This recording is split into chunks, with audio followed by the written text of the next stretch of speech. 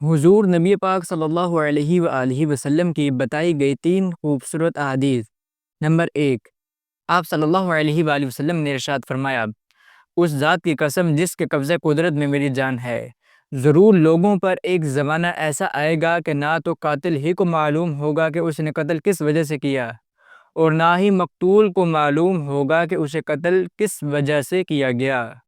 حدیث نمبر 2، قیامت قائم نہ ہوگی یہاں تک کہ زہد روایتی اور تقوی بناوٹی طور پر رہ جائے گا۔ حدیث نمبر 3،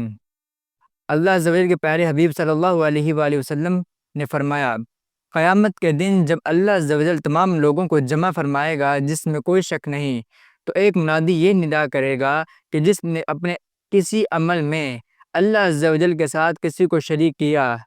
وہ اپنا ثواب غیر اللہ سے لے، کیونکہ اللہ عز و جل شرکاء کے شرک سے پاک ہے۔ صلی اللہ علیہ محمد صلی اللہ علیہ وآلہ وسلم۔